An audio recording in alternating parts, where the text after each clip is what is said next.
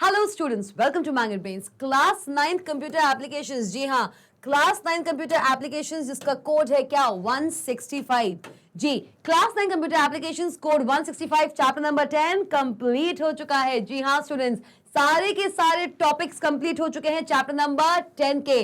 Spreadsheet tool ओ Calc part 1 पूरी तरीके से फिनिश लाइन पर आ चुका है। आज हम डिस्कस करने वाले हैं चैप्टर नंबर 10 के टाइप क्वेश्चंस। तो सोच क्या रहे हैं, आगे चलते हैं ऑब्जेक्टिव टाइप क्वेश्चंस की इस अमेजिंग सीरीज में। चलिए भाई, चलिए आ जाओ भाई।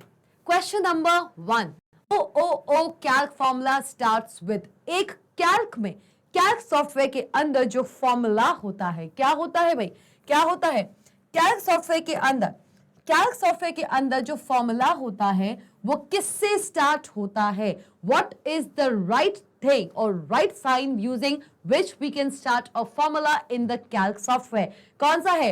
Option number A plus, option number B equals to sign, option number C minus sign, या फिर option number D asterisk. Calc software के अंदर जब भी आप एक फॉर्मूला लिखना चाहते हो तो वो फॉर्मूला की शुरुआत आप किस से करते हो? प्लस से, इक्वल टू से, माइनस से, या फिर एस्ट्रिस्क से? बताइए जल्दी से कमेंट सेक्शन में। Option number A, B, C या डी? जल्दी बताइए मुझे, जल्दी से बता दो भाई, जल्दी से बता दो। किससे करते हो भाई, किससे करते हो? ए, बी, सी या डी? जल्दी बताइए। हाँ जी, हम सब जानते हैं it is option number B. जी हाँ, कैल्क सॉफ्टवेयर के अंदर कोई भी फॉर्मूला हम स्टार्ट करते हैं with the equal to sign. चलिए भाई आगे बढ़ ले। The cell having bold boundary is the dash cell. एक टिपिकल कैल्क सॉफ्टवेयर के अंदर किसी भी सेल में जो बाउंड्री होती है, जो बाउंड्री होती है मतलब कि जो बोल्ड बाउंड्री होती है, वो कौन सा सेल होता है? It is the last cell, next cell, first cell या फिर एक्टिव सेल। एक कैल्क सॉफ्टवेयर के अंदर किसी भी सेल के अगल बगल जो बोल्ड बाउंड्री दिखती है वो बताता है कि वो सेल कैसा सेल है। वो एक लास्ट सेल है, वो एक नेक्स्ट सेल है, वो एक फर्स्ट सेल है, या फिर वो एक एक्टिव सेल है? जल्दी बताइए, ए, बी, सी या डी? क्या है इसका करेक्ट आंसर? क्या है इसका करेक्ट आंसर? ए, बी, सी या डी? जल्दी बता दो भाई, जल्दी बता दीजिए कमेंट सेक्शन में। हाँ जी, इसका करेक्ट आंसर है option number D, active cell. किसी भी कैल्क सॉफ्टवेयर के अंदर किसी भी सेल पे अगर आपको बोल्ड बाउंड्री दिख जाए, मतलब कि अगर मेरे पास ये टेबल दी हुई है, I have created a worksheet, worksheet में मेरे पास यहाँ पे 3 कॉलम्स हैं, 3 कॉलम्स हैं और 3 रोज हैं। चलिए भैया, 3 कॉलम्स एंड 3 रोज, ठीक है भाई। अब इस पूरी वर्कशीट में, इस पूरी रेंज में ये रेंज कहां से कहां शुरू हो रही है भाई? A1 से चल रही है, कहां तक? A1 से चल रही है, कहां तक जा रही है भाई? ये जा रही है C3 तक जा रही है भाई। हमारा फेवरेट सेल आ गया कि नहीं आ गया? मैं आ गई हूँ C3 पे, मेरा फेवरेट सेल है। चलिए भैया, क्या किया मैंने, एक बनाया यहाँ पे एक रेंज ऑफ सेल्स जहां पे मैंने A1 से लेके C3 तक सारे के सारे सेल्स यहाँ पे कंसिडर कर लिए हैं। अब अगर मैंने एक सेल के अगल बगल देखी एक बोल्ड बाउंड्री, मैंने एक सेल के अगल बगल देखी एक बोल्ड बाउंड्री, ये बताता है, ये बोल्ड बाउंड्री बताती है कि इस पूरी रेंज में जो सेल B2 है ना, इस पूरी रेंज में जो सेल B2 है वो हमारा एक्टिव सेल है। The cell having bold boundary is the active cell. ये चीज क्लियर हो गई? मतलब कि ऐसा सेल जिसको आपने सेलेक्ट करके रखा है और इस सेल पे आप कोई काम कर सकते हो। अब वो काम हो सकता है कोई भी डेटा इंसर्ट करना, या फिर इस सेल में अगर पहले से कोई डेटा है तो उसको मॉडिफाई करना, या फिर इसमें कोई फॉर्मूला इंसर्ट करना। It can be any task. आप इस सेल के अंदर जो एक्टिव सेल है जिसके अगल बगल आपको ये बोल्ड बाउंड्री दिख रही है ना, इस सेल में आप कोई भी मैनिपुलेशन कर सकते हो। चलिए भाई, क्या होगा correct answer? The correct answer is option number D, that is active. चलिए आगे बढ़े। इन डैश रेफरेंसिंग, चलो, the relative address of the cell gets adjusted with respect to the current cell.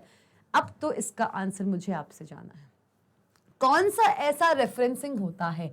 हमने पढ़ा है ना सेल रेफरेंसिंग के बारे में, पढ़ा है कि नहीं पढ़ा है? अगर आप नहीं जानते हैं कि सेल रेफरेंसिंग क्या होती है तो भैया पॉज कर दो इस वीडियो को, बिल्कुल हियर ही हियर, यहां बिल्कुल इसको पॉज कर सकते हैं और वापस जा सकते हैं मेरे चैप्टर नंबर 10 के उस टॉपिक पे जहां पे हमने डिस्कस किया था सेल रेफरेंसिंग इन वर्कबुक या फिर in worksheet in Calc software. Calc software के अंदर हम 3 तरीके की सेल रेफरेंसिंग देखते हैं, relative cell referencing, absolute cell referencing and mixed cell referencing. ये तीनों सेल रेफरेंसिंग होती है। तो इन तीनों में से वो कौन सी सेल रेफरेंसिंग होती है जो कि कंसिडर करता है in referencing where the relative address of the cell, एक सेल का रिलेटिव एड्रेस, वो कौन सी रेफरेंसिंग होती है जिसमें एक सेल का रिलेटिव एड्रेस एडजस्ट हो जाता है? क्या हो जाता है? ऑटोमेटिकली एक सेल का रिलेटिव एड्रेस एडजस्ट हो जाता है with respect to the current cell. जो आपका करंट सेल है, जिस सेल पे अभी आप हो, जिस सेल के अगल बगल आपको बोल्ड बाउंड्री दिख रही है, मतलब आपका एक्टिव सेल, आपके एक्टिव सेल के रिस्पेक्ट में जो रिलेटिव सेल है उससे वो अपने आप को एडजस्ट कर लेता है। What kind of referencing is this? क्या होता है? Option number A relative, option number B absolute, option number C mixed, या फिर ऑप्शन नंबर डी निल। जल्दी बताइए, is it option number A, B, C या डी? अगर आपने मेरी वो सेल रेफरेंसिंग इन वर्क की क्लास पूरी अच्छे से देखी है, आप इसका आंसर बिल्कुल धनाधन तरीके से दे सकते हो, ए, बी, सी या डी। जल्दी। और अगर आपने नहीं देखा है तो मैं आपको बता देती हूं कि इसका आंसर है option number A, relative cell referencing. जी हां, रिलेटिव सेल रेफरेंसिंग एक ऐसी सेल रेफरेंसिंग होती है जहां पे आपके करंट सेल के रिस्पेक्ट में जो रिलेटिव एड्रेसेस हैं वो ऑटोमेटिकली एडजस्ट हो जाते हैं। अगर आपको ये चीज अभी भी क्लियर नहीं है तो मैं आपको बार बार बोल रही हूं, इस सेशन के कंप्लीट होने के बाद जाइए सेल रेफरेंसिंग इन वर्कशीट पे, आपको सारी चीजें समझ आ जाएंगी। चलिए भैया, वेरी गुड। जिन बच्चों ने भी इसका आंसर ए दिया है, वेरी गुड स्टूडेंट्स, मतलब कि ये क्लास ना बहुत ही अच्छे तरीके से देखी हुई है आपने। चलिए भाई आगे बढ़ते हैं। To create an absolute cell reference, sign is use before the parts of a formula. एक एब्सोल्यूट सेल रेफरेंस क्रिएट करने के लिए, एक एब्सोल्यूट सेल रेफरेंस क्रिएट करने के लिए हम क्या यूज करते हैं? हम वो कौन सा सिंबल यूज करते हैं अपने फॉर्मूला में? अगर सपोज करो मैंने ये सेल की बात कर दी, ये मेरा C2 सेल है, इस C2 सेल के अंदर मैं दे रही हूं B3 प्लस सपोज करो D4। अगर मुझे B3 मुझे रिलेटिव है, B3 सेल एड्रेस मेरा रिलेटिव है, लेकिन मैं इस D4 को क्या बनाना चाहती हूं? एक एब्सोल्यूट सेल एड्रेस। मैं इस D4 को बनाना चाहती हूं क्या? मैं इस D4 को बनाना चाहती हूं एक एब्सोल्यूट सेल एड्रेस। क्या बनाना चाहती हूं? मैं इसको as an absolute cell address बनाना चाहती हूं। तो इसके लिए मैं इनमें से कौन सा सिंबल इस्तेमाल करती हूं? What is the symbol which is used to make any cell address as the absolute cell address? क्या होता है? To create an absolute cell reference, dash sign is used before the parts of a formula. इस formula में किसी भी cell address के आगे वो कौन सा सिंबल है जो हम यूज करते हैं to create the absolute cell reference mechanism? सबसे पहला A dollar sign, B hashtag, C great या डी आपका परसेंटेज। इनमें से क्या यूज करते हैं हम? क्या है ये? आपका डॉलर साइन, हैशटैग, एक्सपोनेंशिएशन या फिर परसेंटेज, क्या यूज करते हैं? ए, बी, सी या डी? जल्दी बता दो, ए, बी, सी या डी? क्या है सही आंसर इसका? जल्दी बताइए भाई, जल्दी बता दो भाई, क्या है सही आंसर? ऑफ कोर्स इसका आंसर है option number A, dollar sign आप यूज करते हो डॉलर साइन। आप जिस भी सेल एड्रेस को एक एब्सोल्यूट सेल एड्रेस बनाना चाहते हैं, किसी भी सेल एड्रेस को अगर आप एक एब्सोल्यूट सेल एड्रेस बनाना चाहते हैं तो उसके सेल एड्रेस के चाहे रो के आगे, चाहे कॉलम के आगे, किसी एक के आगे या फिर दोनों के आगे, जल्दी, दोनों के आगे या फिर किसी एक के आगे? हाँ जी, दोनों के आगे, सेल के आगे भी, मतलब कि आप उसको लगाओगे, डॉलर साइन को आप किस किस में लगाओगे? आप डॉलर साइन को प्लेस करोगे in front of the row number as well as in front of the column name 2। अगर आप किसी भी सेल एड्रेस को एक एब्सोल्यूट सेल एड्रेस या फिर इस पूरे मैकेनिज्म को, इस पूरे फॉर्मूले को एब्सोल्यूट सेल रेफरेंसिंग में कन्वर्ट करना चाहते हैं तो उस सेल एड्रेस के कॉलम नेम के आगे भी और रो नंबर के आगे भी हम क्या लगाएंगे? एक डॉलर साइन। तो क्या है? The correct answer is option number A, dollar sign. चलिए भाई आगे बढ़ते हैं। Calc worksheets are given dash extension. अब भैया आ गया बहुत ही अच्छा सवाल। वो कौन सा एक्सटेंशन है जिसकी हेल्प से हम किसी भी एक कैल्क वर्कशीट को या एक कैल्क वर्कबुक को सेव करते हैं। जैसे कि किसी भी राइटर एप्लीकेशन या फिर इम्प्रेस एप्लीकेशन की बात कर लें। चलिए भैया, इम्प्रेस एप्लीकेशन पढ़ा था चैप्टर नंबर 9 में, तो वो बहुत ही रीसेंट चैप्टर है, कोई दिक्कत नहीं। हम यहाँ पे बात करेंगे कि इसकी इम्प्रेस एप्लीकेशन में किसी भी प्रेजेंटेशन को सेव करते हैं हम किस एक्सटेंशन के साथ।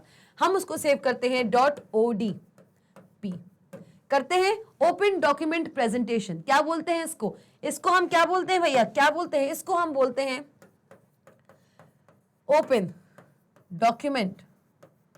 इसको हम बोलते हैं ओपन डॉक्यूमेंट प्रेजेंटेशन। क्या बोलते हैं? Open document presentation. किसको? .odp को। ठीक है भैया, ओपन डॉक्यूमेंट प्रेजेंटेशन हमने बोल दिया, ठीक है, बोल दिया। तो .odp का फुल फॉर्म क्या है? Open document presentation. इस एक्सटेंशन के साथ हम इम्प्रेस एप्लीकेशन में किसी भी प्रेजेंटेशन को सेव करते हैं। तो कैल्क वर्कशीट के अंदर हम कौन सा एक्सटेंशन यूज करते हैं?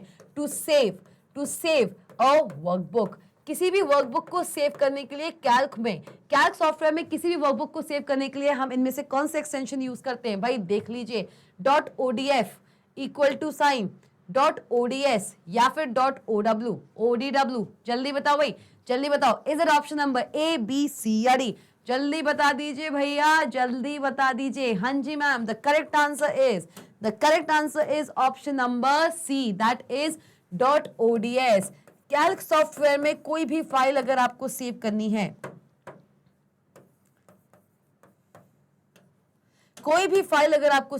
कैल्क सॉफ्टवेयर के अंदर कोई भी फाइल अगर आपको सेव करनी है, वर्कबुक इज सेव्ड। कोई भी वर्कबुक अगर आपको सेव करनी है, कैसे करते हो भाई?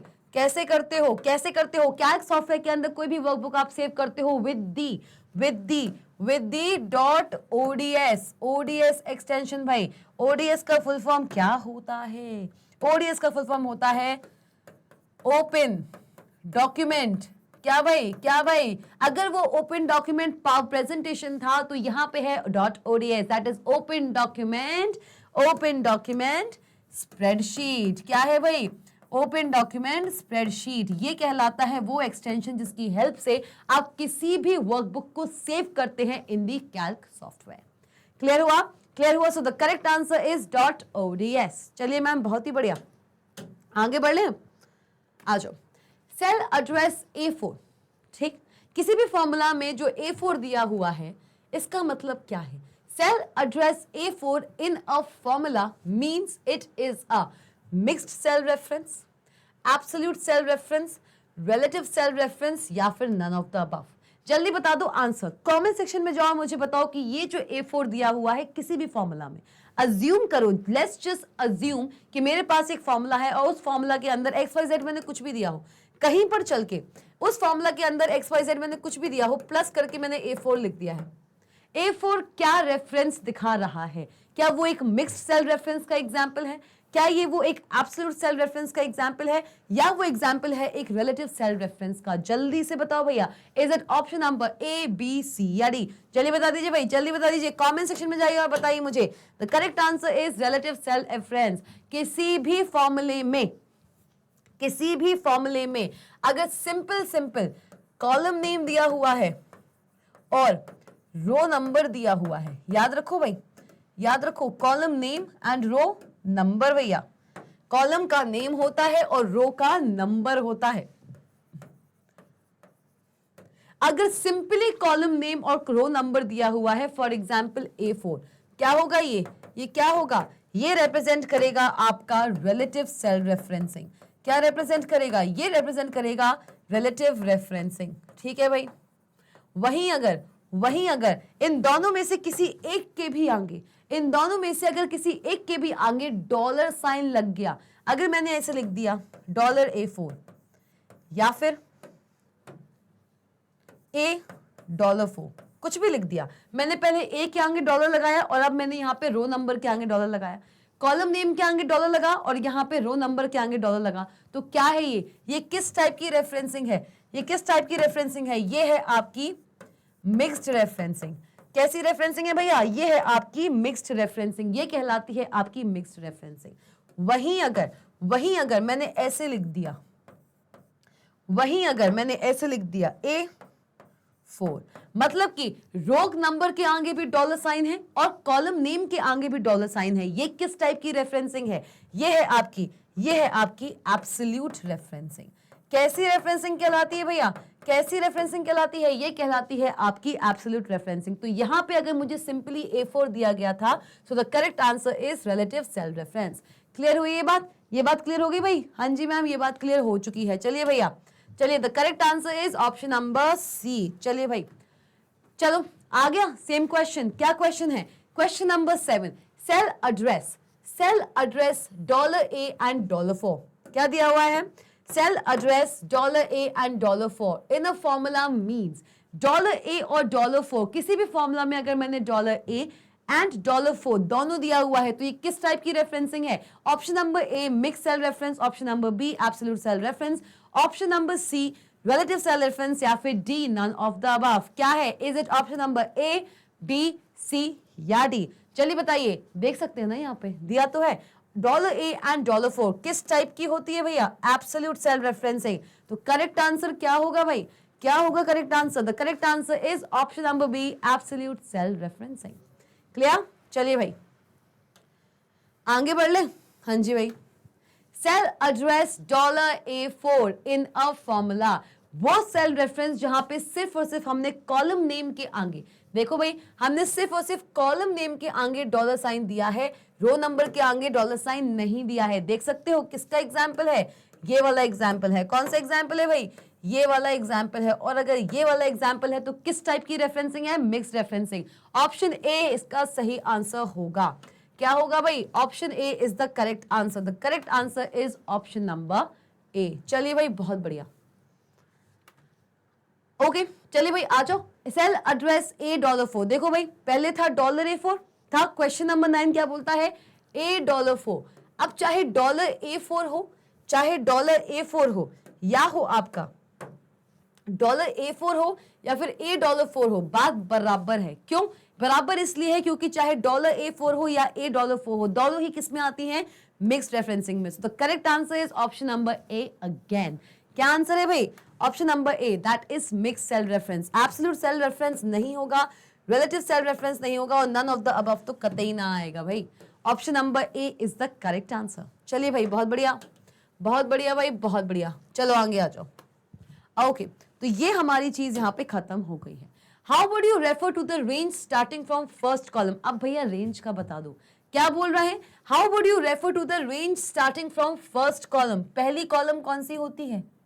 ए होती है, ठीक है। फर्स्ट रो, चलो भाई आ गया। रेंज बना रहे हो, आ जाओ रेंज बना लो। फर्स्ट कॉलम फर्स्ट रो, ठीक है, आ जाओ भैया रेंज बन रही है। And spread till sixth column. Six क्या होगा? A B C D E F। F आएगा, कॉलम है, कॉलम नेम आता है, नंबर नहीं आता है। A B C D E F तो क्या होगा? सिक्स्थ कॉलम भाई।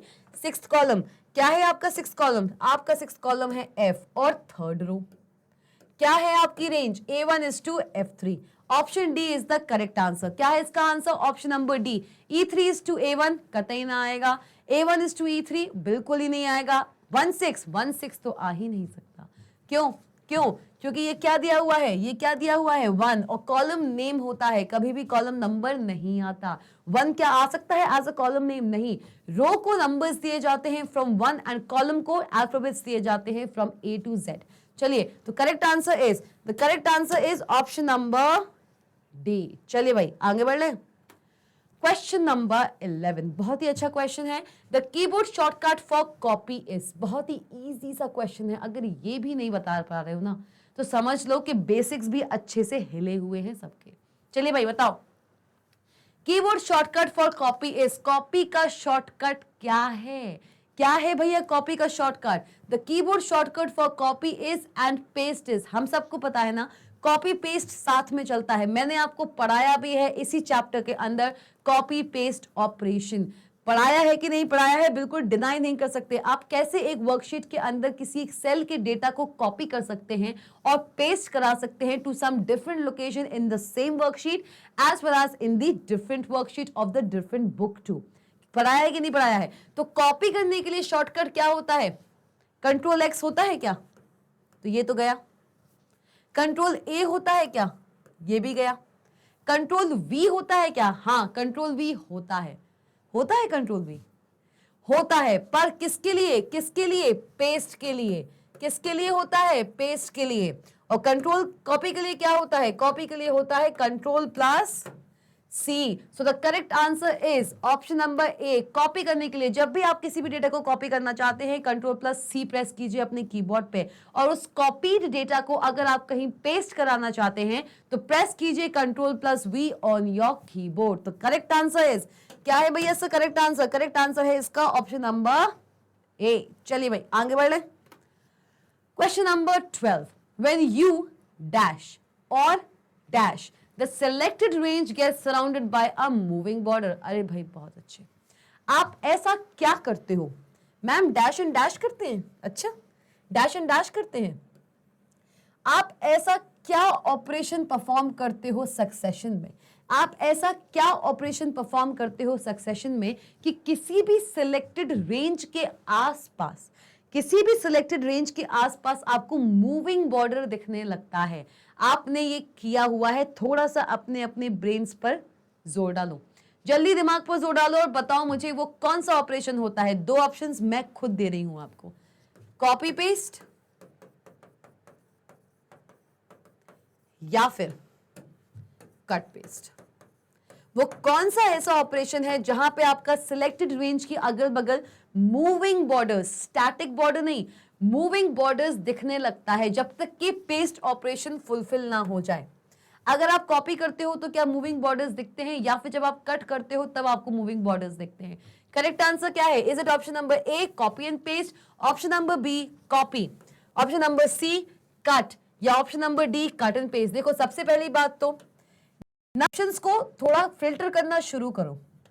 डायरेक्ट आंसर अगर आपको नहीं भी पता है, कभी कभार पता है क्या होता है, अगर मुझे किसी क्वेश्चन का आंसर नहीं भी पता है ना, उसके बाद भी मेरे पास जो ऑप्शंस हैं उस ऑप्शंस को मैं हटाने की कोशिश करती हूँ। सबसे पहली बात यहां पर, अब इन ऑप्शंस को आप कैसे कर सकते हो, कैसे एक राइट पहुंच सकते हो, even if you do not know the right answer.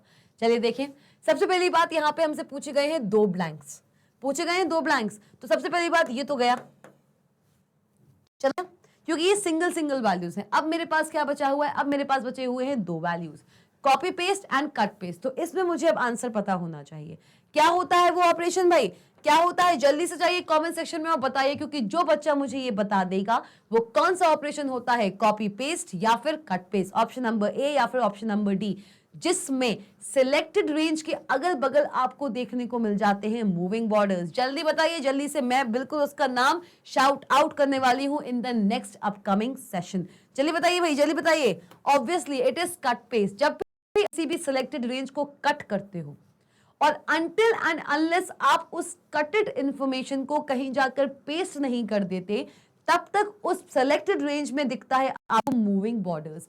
Copy में ये चीज नहीं होती है। आप चाहें तो कैल्क वर्कशीट में अब भी जाइए, कैल्क वर्कशीट पर, और ये ऑपरेशन करके देख लीजिए। आपने अगर किसी भी सिलेक्टेड रेंज को कट किया है और जब तक आप उसको किसी अदर लोकेशन पर जाके पेस्ट नहीं करते हो, आपका वो सिलेक्टेड रेंज मूविंग बॉर्डर्स के साथ आपको दिखता रहेगा। बहुत ही इजी थिंग था ये। अगर आपने कभी नोटिस किया हो तो आपको ये चीज बिल्कुल दिमाग पर आ गई होगी। चलिए भाई आगे बढ़ लें। Question number 13, the dash operation copies data from the source range, ठीक है, टू टारगेट रेंज, ठीक है, and erases it from the source range. बहुत ही बढ़िया। वो कौन सा ऑपरेशन होता है जो किसी भी डेटा को उसके सोर्स रेंज से, कौन से रेंज से भैया? जहां पे डेटा पहले से है वो कहलाता है उसका सोर्स रेंज। अगर आपको ये बात नहीं पता है कि एक सोर्स रेंज क्या होती है, एक टारगेट रेंज क्या होती है, तो आप वापस जाइए मेरे उस पर्टिकुलर टॉपिक पे जहां पे हमने डिस्कस किया था ऑपरेशंस इन द वर्कबुक।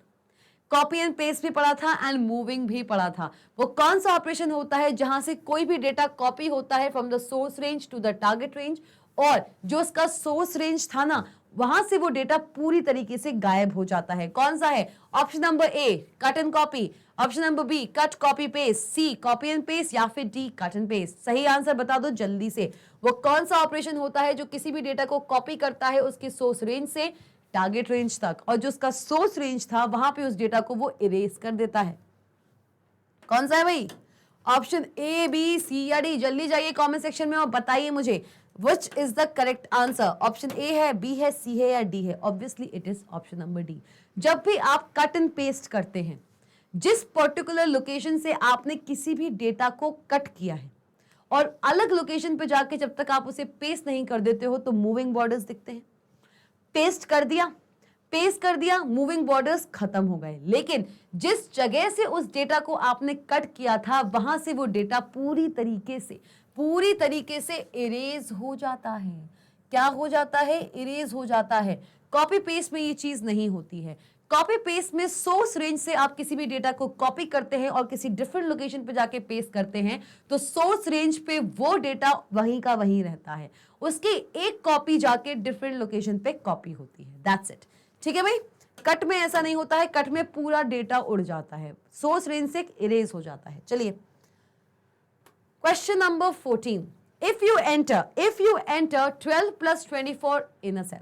ठीक, ओके, कोई दिक्कत नहीं, कर सकते हैं हम एक सेल के अंदर अगर इसको एंटर करते हैं एज द डेटा वैल्यू, कर सकते हैं। चलिए ले लेते हैं हमारा फेवरेट सेल C3 पे। आ जाओ भाई, C3 हमारा फेवरेट सेल है भाई, बिल्कुल फेवरेट सेल है। C3 पे आ जाओ। C3 पे मैं क्या कर रही हूं? मैं लिख रही हूं सिंपली 12 प्लस 24। यही हो रहा है। If you enter 12 plus 24 in a cell, Calc will display. अगर आपने ये लिख दिया C3 सेल के अंदर, अगर आपने ये चीज लिख दी है तो कैल्क सॉफ्टवेयर आपको क्या डिस्प्ले करेगा? On pressing the enter. ये लिखने के बाद आपने एंटर प्रेस किया है। क्या प्रेस किया है? आपने एंटर प्रेस किया है। इसको हम बोलते हैं एंटर। याद रखना, इसको बहुत जगह आपको देखने को मिल जाएगा। बहुत सी बुक्स में आपको ये sign as the enter sign दिखेगा। आपको बहुत से कीबोर्ड्स में भी एंटर की जगह ये साइन दिखता है। बहुत से हमारे मॉडर्न कीबोर्ड्स हैं जहां पे एंटर ना लिख के ये साइन बना आता है। ये बताता है, ये रिप्रेजेंट करता है the key of the keyboard. चलिए भैया, बहुत अच्छे। तो 12 प्लस 24 है, ये डेटा वैल्यू दी हुई है, एंटर प्रेस किया तो हमारे कैल्क वर्कशीट में ये डेटा वैल्यू अब किस तरीके से दिखने लगेगी? 36 आएगा। कर लो, 4 प्लस 2 6, 2 प्लस 3 36, ये आ जाएगा। ऑप्शन नंबर ए। एंटर प्रेस करने के बाद की बात हो रही है। किसकी बात हो रही है? एंटर प्रेस करने के बाद की बात हो रही है। ठीक है, option number A. Option number B ये आएगा, ऑप्शन नंबर सी ये आएगा, या फिर option number D as it is वही का वही आ जाएगा। जल्दी बताओ क्या है इसका correct answer? Is it option number A, B, C या डी? जल्दी बताइए, जल्दी से बता दो भाई, क्या होगा इसका आंसर? क्या होगा इसका आंसर भाई? क्या होगा? बताओ जल्दी से बता दो। हाँ जी, इसका आंसर क्या होगा? इसका आंसर सिर्फ एक ही हो सकता है। क्या हो सकता है? Option number D. याद रखो, किसी भी पर्टिकुलर ऑपरेशन को परफॉर्म कराने के लिए हमको चाहिए एक फॉर्मूला। ये आप क्या कर रहे थे? आप कर रहे थे 12 प्लस 24। आंसर क्या होना चाहिए? 36। बहुत से बच्चों ने 36 ही बोला होगा। बेटा कैसे आ सकता है 36? आप ऑपरेशन परफॉर्म करा रहे हो दो न्यूमेरिक वैल्यूज में, और ऑपरेशन आप कोई भी परफॉर्म कराते हो सेल के अंदर, वो हमेशा किसके थ्रू होता है? वो हमेशा होता है एक फॉर्मूला के थ्रू। किसके थ्रू? फॉर्मूला के थ्रू। और फॉर्मूला क्या कभी ऐसे डायरेक्टली लिख सकते हैं? नहीं। कभी भी किसी भी सेल के अंदर अगर हम एक फॉर्मूला देते हैं वो हमेशा स्टार्ट होगा आपके इक्वल टू साइन से। अगर ऐसे दिया होता तो आंसर ए करेक्ट होता। क्यों? क्योंकि ये फॉर्मूला है, फॉर्मूला दिया हुआ है, इक्वल टू साइन से शुरू हुआ है। 12 प्लस 24 कर दो, एंटर प्रेस कर दो, 36 इज द आंसर। तो मतलब यही चीज अब हमारी ऐसे दिखने लगती। कैसे दिखने लगती? यही चीज एंटर प्रेस करने के बाद ऐसे दिखती कि नहीं दिखती? लेकिन नहीं हो सकता ऐसा। क्यों? क्योंकि ये एक फॉर्मूला है ही नहीं। और जब ये एक फॉर्मूला नहीं है, तो जो भी मैं इसमें न्यूमेरिक वैल्यू दे रही हूं वो एक टेक्स्ट की तरह ट्रीट होगा। किसकी तरह ट्रीट होगा? It will be treated as a text. और एंटर प्रेस करने के बाद यही का यही टेक्स्ट किस तरीके से आ जाएगा? वैसी का वैसा आ जाएगा। बस 1 2 प्लस 2 4 एक कैरेक्टर है इसके लिए। अब तो क्या होगा करेक्ट आंसर? क्या होगा? Option number D. चलिए भाई आ जाओ। Question number 15, address of the cell at 20th column and 30th row. अरे भाई साहब, सबसे पहली बात तो 30th रो की बात हो गई है। 30th रो की बात हो गई तो इतना तो समझ में आ गया मुझे, इतना तो समझ में आ गया कि एक सेल एड्रेस में जहां पे दो वैल्यूज होती हैं तो लास्ट में 30 आना है। ये तो समझ में आ गया मुझे। और अगर ये समझ में आ गया है तो जहां पे 30 नहीं है उसको तो पहले ही हटाओ, ये हट गया। और लास्ट है तो ये भी हट गया, ये पहले दिया हुआ है कि नहीं। अब देखो 20th कॉलम, कौन सा कॉलम है, 20th कॉलम है भैया, 20th कॉलम है। अब देखो 20th कॉलम है और कॉलम को हम कभी नंबर नहीं देते, क्या देते हैं, अल्फाबेट, क्या देते हैं, नेम, ए से लेके जेड तक। तो ऑप्शन नंबर सी भी गया, गया कि नहीं गया। 30 जरूर था लेकिन यहां पे 20 आ ही नहीं सकता क्योंकि यहां पे या तो ए आएगा, बी आएगा, सी आएगा या डी आएगा। तो बचा क्या है, बचा क्या है, option number B, 20th column that is T. T का न्यूमेरिक इक्विवेलेंट होता है 20th। तो correct answer is, correct answer is, correct answer is T 30। क्या आंसर है भैया करेक्ट इसका, इसका करेक्ट आंसर है टी 30। क्या होता है ना, कभी कभार हमें किसी ऑप्शन में कोई क्वेश्चंस हमको इस तरीके से डिजाइन करके दिए जाते हैं कि जहां पे मुझे मैन्युअली काम ना करके स्मार्टली काम करना है। हम चाहें तो इन सारे के सारे ऑप्शंस को अलग अलग कंसिडर करके अपना अच्छा खासा टाइम बर्बाद कर सकते हैं, लेकिन स्मार्टली वर्क करो। हार्ड वर्क तो हर कोई कर रहा है। आपकी जगह कोई और स्टूडेंट होता है, वो पता क्या करता है, वो सबसे पहले गिनता ए बी सी डी या फिर A B C D E F G H I J K L 20 तक जाता, उसको टी मिलता और फिर जैसे उसको टी मिलता फिर वो ये कंफ्यूज में रहता, ये कंफ्यूजन में रहता कि भैया बी है कि ए है। फिर वो देखता अच्छा 30 है तो फिर बी वो सिलेक्ट कर लेता, राइट। लेकिन उस पर कितना टाइम उसका खराब हुआ।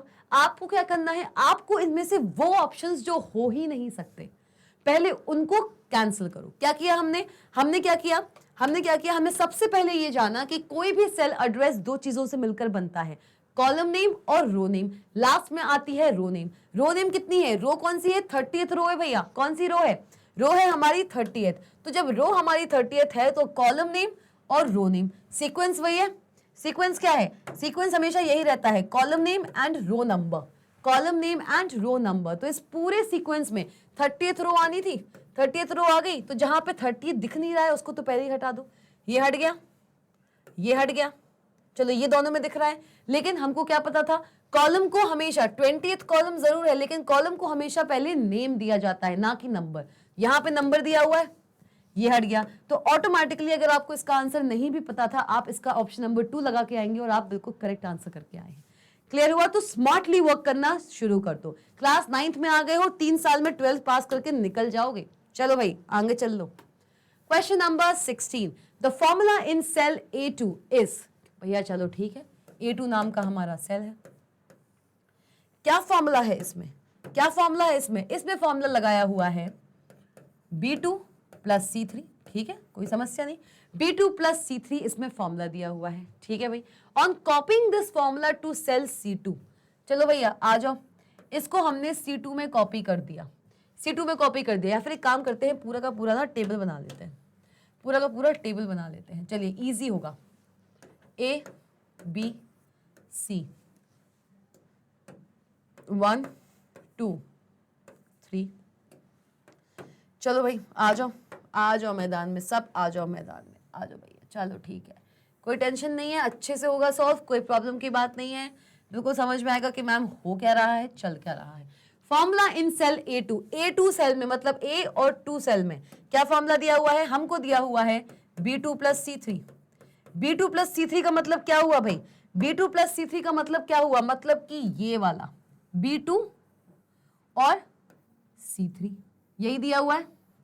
डायगोनल क्या दिया हुआ है, डायगोनल मतलब कि A2 में आएगा इस B2 सेल का और इस C3 सेल का सम आ गया। अब चलो इसी फॉर्मूला को अगर मैंने क्या किया, कॉपी किया, on copying this formula to cell C2, C2 में मैंने इसी फॉर्मूला को कॉपी कर दिया, ठीक है। तो formula in cell C2 will be, अब देखो A2 में मैंने क्या किया, B2 और C3 का सम किया है। अब अगर मैंने यही फॉर्मूला C2 में कॉपी किया है, C2 में कॉपी किया है, तो A के बगल में जो 2 कॉलम है उन दोनों का सम आ रहा है अलग अलग रो पे। तो C के आगे क्या होगा, C के आगे क्या होगा, C के आगे होगा आपका ये क्या होगा, C के आगे होंगे आपके कौन कौन से कॉलम, C के आगे होंगे आपके D और E, है कि नहीं है भाई, है कि नहीं है, देख लो भाई D और E है, हाँ जी ठीक है। तो C2 में हमने कॉपी किया है किसको, इस फॉर्मूला को। A2 के अंदर B2 और C3 का सम था, तो C2 के अंदर D2 और E3 का सम होना चाहिए ना, होगा कि नहीं होगा भाई।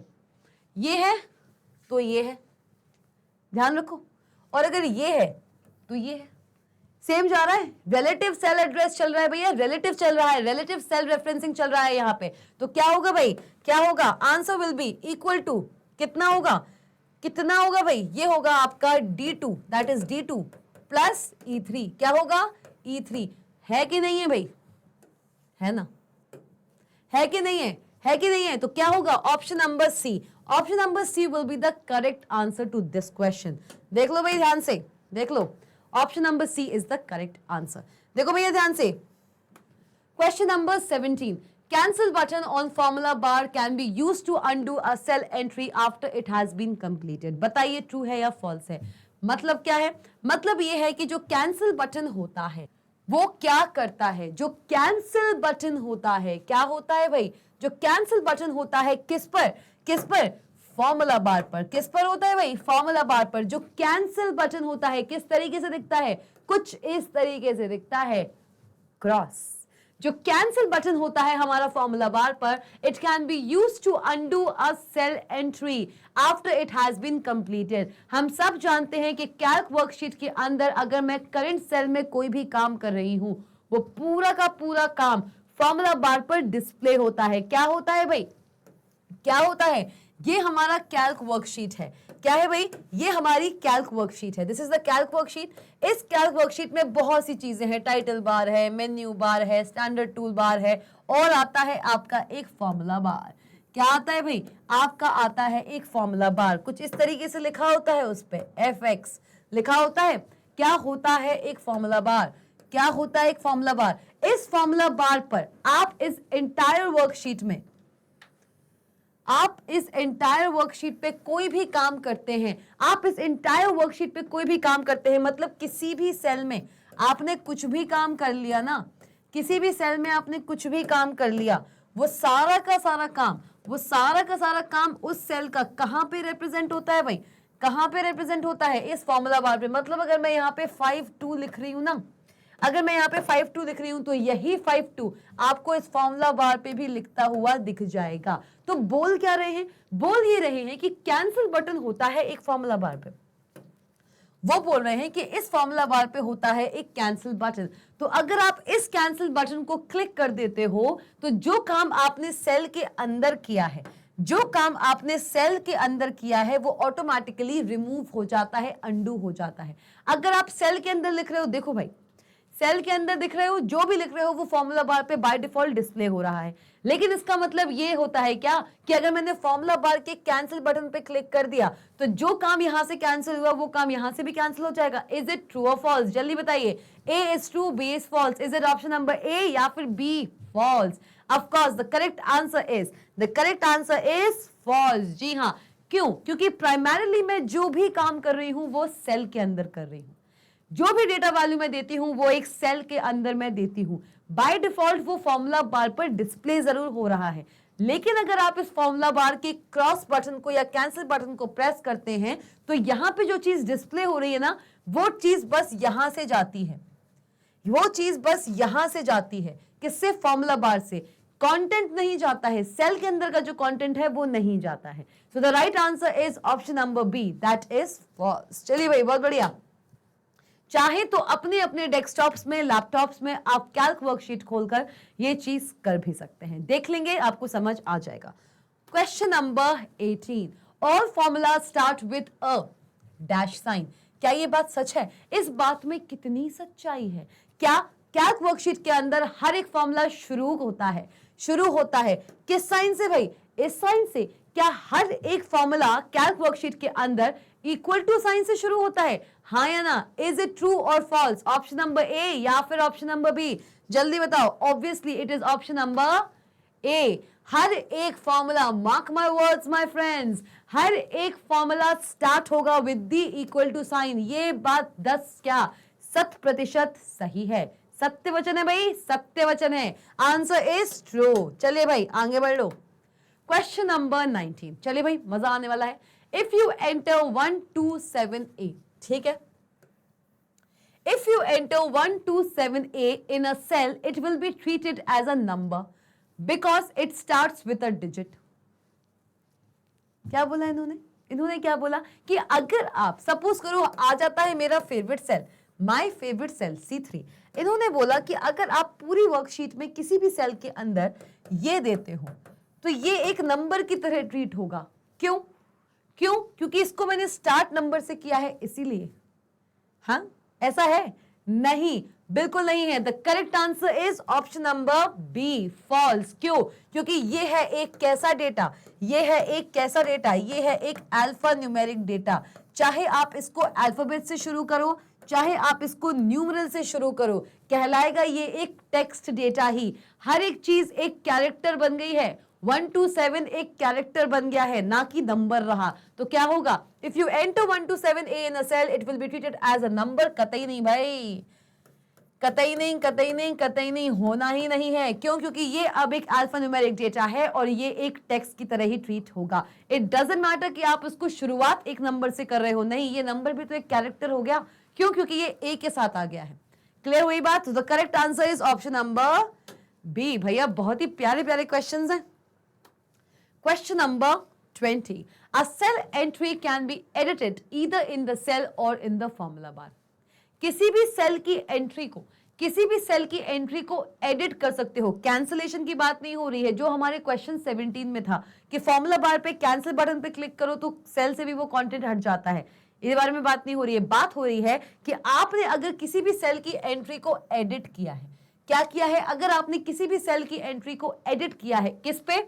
चाहे आप उसे सेल में एडिट कीजिए, चाहे आप उसे फॉर्मूला बार पे एडिट कीजिए, वो एडिटिंग क्या सेल के अंदर दिखेगी? आप एक सेल की एंट्री को उस सेल के अंदर भी as well as formula bar पे भी एडिट कर सकते हैं। हाँ या ना? ट्रू और फॉल्स? सही आंसर क्या है भाई? Answer is true. जी हाँ, जिस सेल की एंट्री आपको फॉर्मूला बार पे दिखती है, आप उस फॉर्मूला बार पर जाकर भी उस सेल को एडिट कर सकते हैं। उस सेल में जो कंटेंट आप दे रहे हैं वो कंटेंट आप वहां जाकर भी एडिट कर सकते हैं। कैंसिल नहीं कर सकते। कैंसिल करेंगे तो सिर्फ फॉर्मूला बार से कैंसिल होगा, सेल में वो एंट्री एज इट इज ही रहेगी। क्लियर हुआ भाई? क्लियर हो गया? So the correct answer is option number A. चलिए भाई आगे बढ़ते हैं।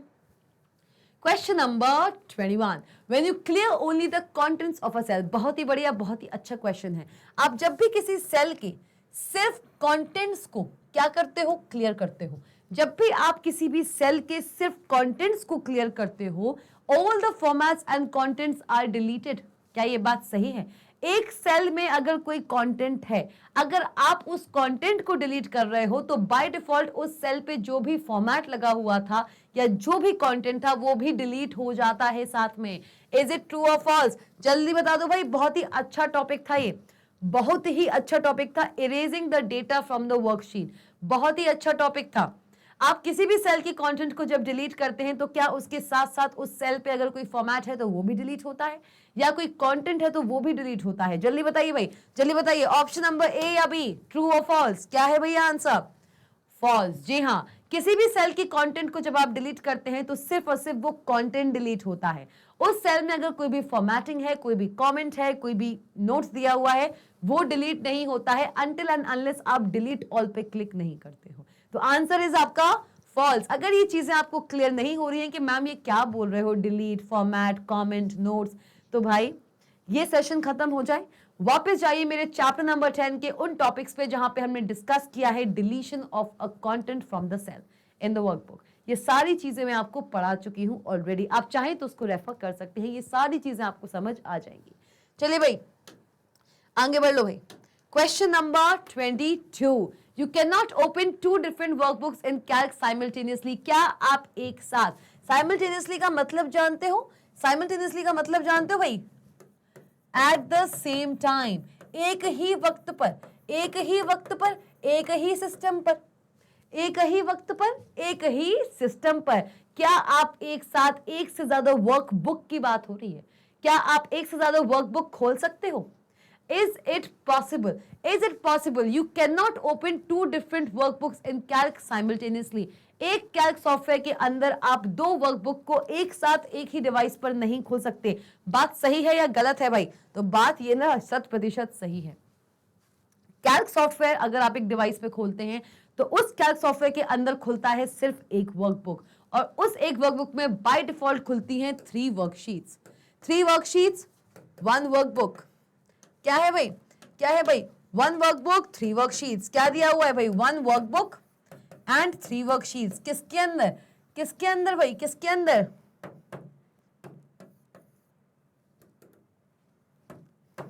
एक कैल्क सॉफ्टवेयर के अंदर। एक कैल्क सॉफ्टवेयर के अंदर आप ओपन कर सकते हो एक सिंगल वर्कबुक, और उस एक सिंगल वर्कबुक में आपको बाय डिफॉल्ट मिलती हैं 3 worksheets.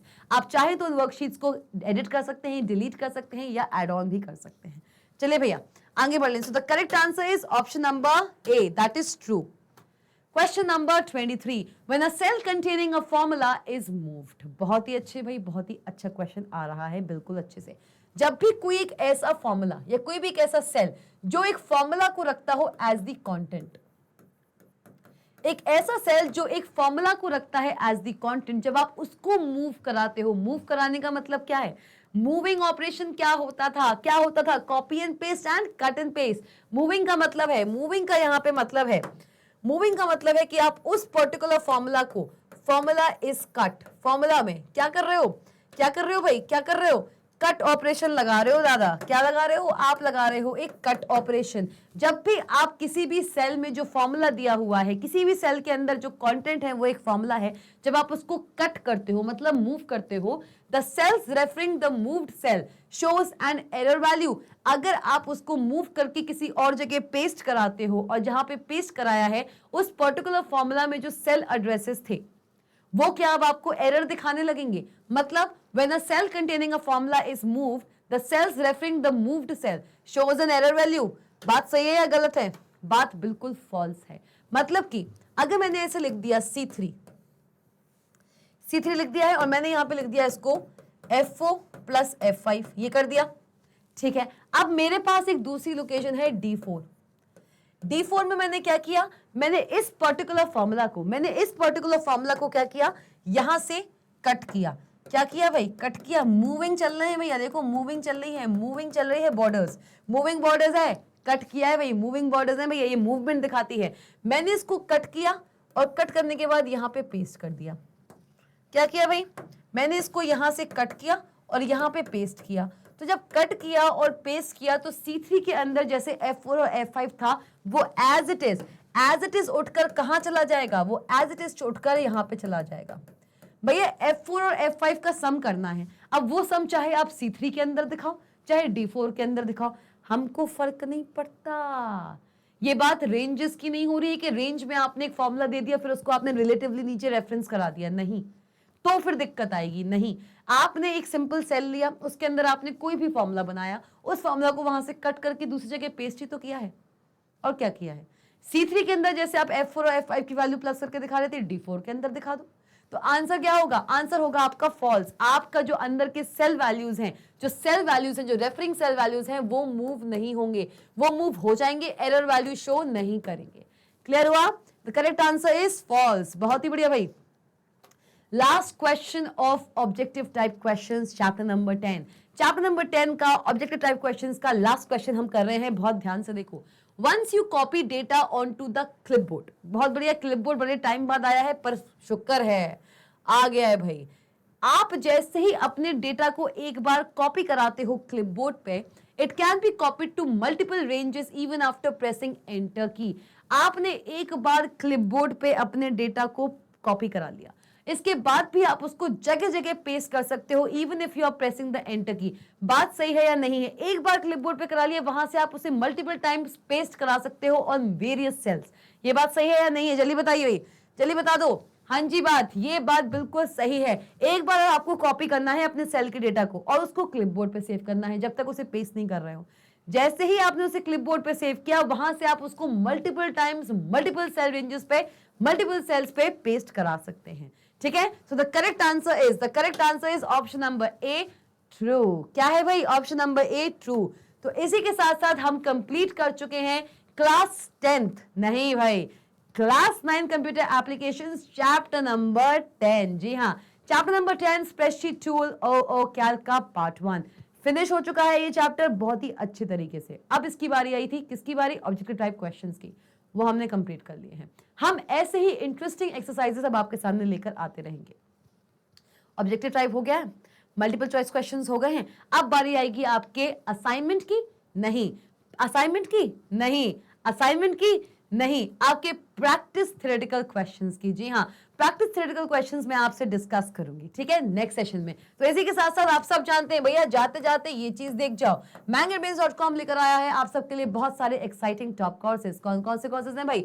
CBSE English medium, spoken English, CUET, NTSC, Olympiad, CBSE Hindi medium भी है दादा, क्या चाहिए और? CBSE Hindi medium, UP board, Bihar board and MP board. ऐसे ना जाने कितने एक्साइटिंग कोर्सेज आपको देखने को मिलेंगे। कहाँ कहाँ? मैंगरबेन्स पर, मतलब कि www.mangerbeans.com पर। और भाई इतना ही नहीं है, हम आपको प्रोवाइड कराते हैं हर सब्जेक्ट की ई बुक भी and as well as e note भी। हर सब्जेक्ट की ई बुक मिलेगी आपको, चाहे क्लास केजी हो या हो क्लास 12, हर सब्जेक्ट की ई बुक आपको यही मिलने वाली है।